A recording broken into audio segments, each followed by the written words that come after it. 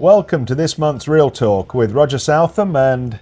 We know who we are. But it's still nice to introduce ourselves. Kiara McLaughlin. There you go. This month we thought we'd talk to you about fees again, just to kind of reinforce... It's not fees again, this is the first time. We've done it on my previous Real Talk. We did. Okay. So we thought we'd talk about fees and where MyRealtor's coming from on this subject, because there still seems to be an awful lot of misinformation running around and people misunderstanding what we're doing and how the market operates, etc. Yeah, Roger's saying it in a very nice way, but there are agents that think because we advertise differently and we provide a different service for our clients that gives them right to not want to split their fees, all because they assume that we don't charge, or they think we charge 1% or 2% fees, which is completely false, really untrue, and I think it's just kind of bad mind from these agents that... It's kind of willful in terms of wanting to misrepresent or wanting to project something to their advantage rather than actually realizing what's going on. And what annoys me is that they make it about themselves. Always. Oh, it's about the money that I'm making from this sale, never about the client. Always. Always. It's like...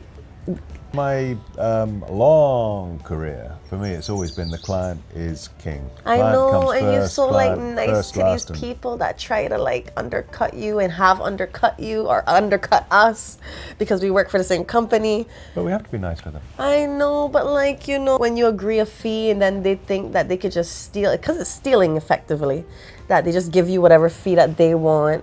And then when you email them back saying, hey, this was actually the correct fee and you're missing X amount of dollars, and then they just decide to ghost you. It's stealing. It is, but as long as they're happy, they'll get their retribution somewhere down the line. It'll be fine. It'll be fine. So, where we're coming from at MyRealtor is that every now and then through the year we're going to do special offers, but as a generality, we are running at 5%, including marketing, and that is what we are charging. So hopefully that will make it clear for everybody what we're doing and what we're about. Yeah, and generally, yes, we do advertise that we start our commission fees from 3.5%, but those have strict terms and conditions applied, which 9 out of 10 sellers usually just go with the 5% because that just makes more sense to them. Yeah. Because of agents not asking questions and having these assumptions, it's just bizarre to me. I know, but that's life. I know, but maybe that's why you're your age and you can do TikToks and I'm my age and I have gray hairs. Well, but at the end of the day, we have to work in a marketplace with the other agents. I know. We have to control what we can control, and we have to deal with what we can deal with. I know. And as long as we are doing what we know is right, and we are doing the best that we possibly can for our clients, then we will thrive and survive and see a change in the marketplace. It will happen. No, it has been happening. Yeah. It's just annoying to me that some big dog agents in this industry act like children because it's all about money to them. Like they haven't already made money from flying to this country and making money off of real estate. You're welcome, by the way. Say thank you to the Cayman Islands, ungrateful people. That's a whole interesting subject, isn't it? In terms of we've got the election coming up on Wednesday, and what comes as a result of that is going to be fascinating this time round. Yeah. Because where Cyro is and the agents we've now got on board, I genuinely feel like we've got a critical mass that we can actually truly make a difference in the marketplace.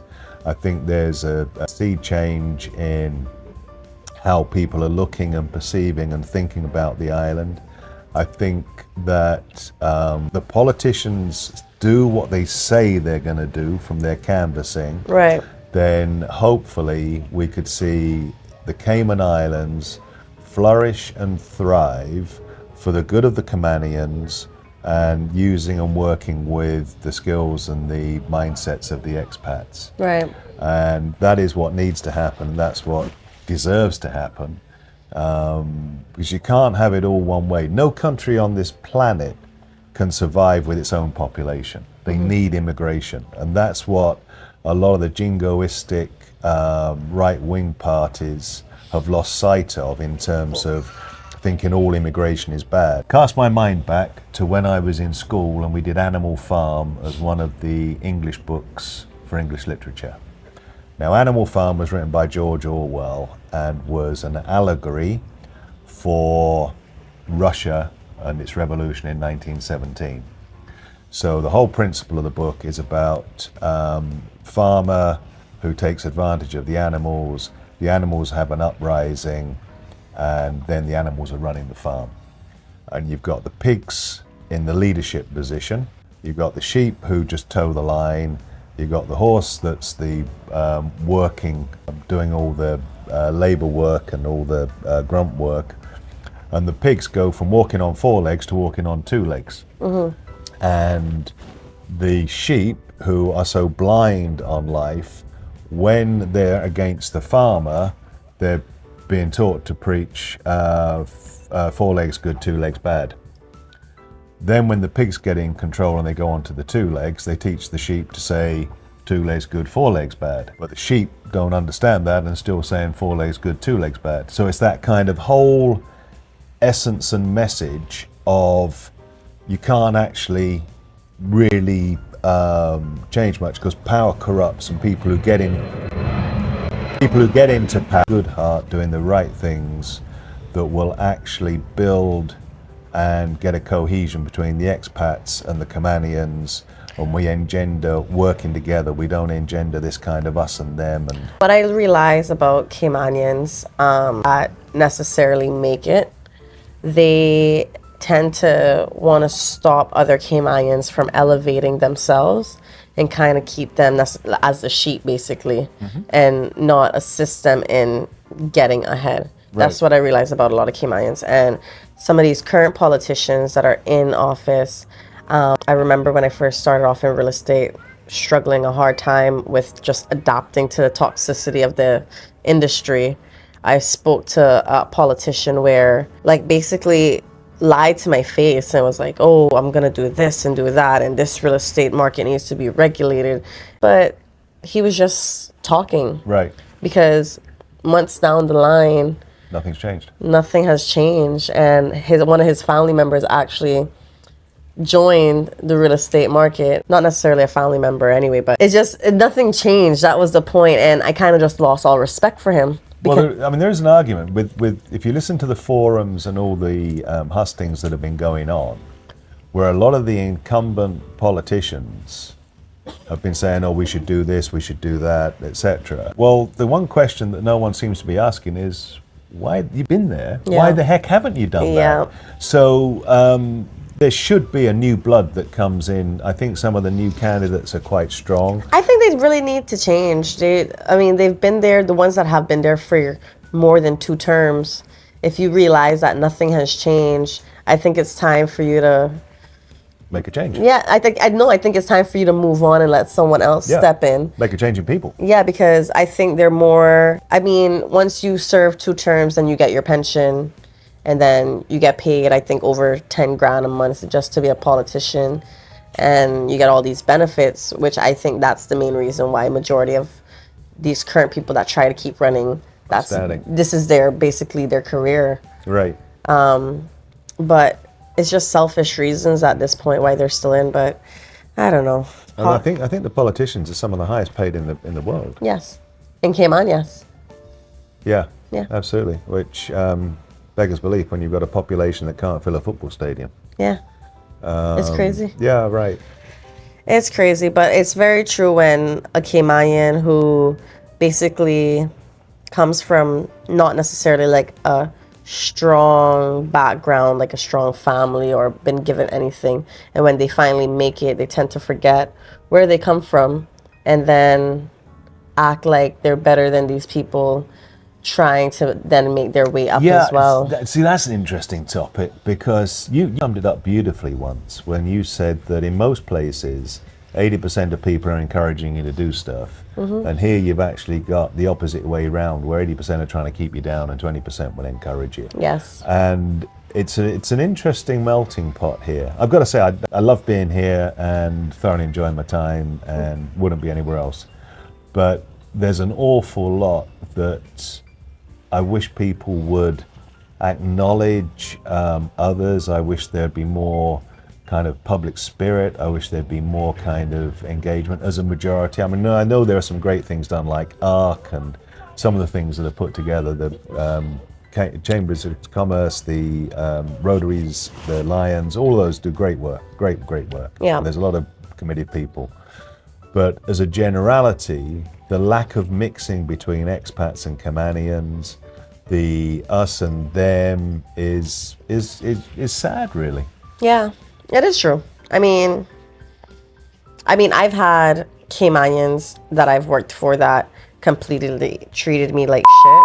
And then I've had expats that have changed my life completely. So, but I've also had expats that treated me completely like shit. And I've had Caymanians that have... Oh, there's no one size fits all by Yeah, any so, stretch of I mean, it's like a war going on where Caymanians are like, oh, expats this. It's like, no, not really. It's just there are good ones and there are bad ones, just like vice versa. There are good Caymanians and there are bad Caymanians. So, and that is everywhere in the world. Absolutely. Yeah. Absolutely. So, I mean, quite frankly, I go to America. I don't really like New Yorkers because I think they're quite aggressive. But I've met one or two that are quite nice. Yeah. And I think, oh, you're from New York. That's interesting. You know, so.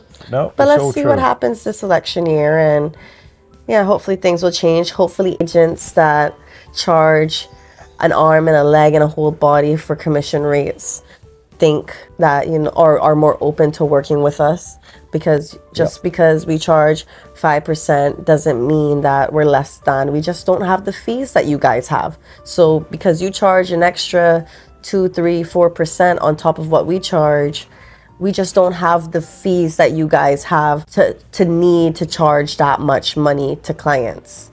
We think it's about service. We think it's about doing the best for the client, and we think it's all about the delivery of that, and you don't need to be charging a huge amount to do that. Yeah, and stop acting like you guys are in high school. If you have questions, ask. Don't just presume and gossip and just paint us as the bad guys all because what other people are saying.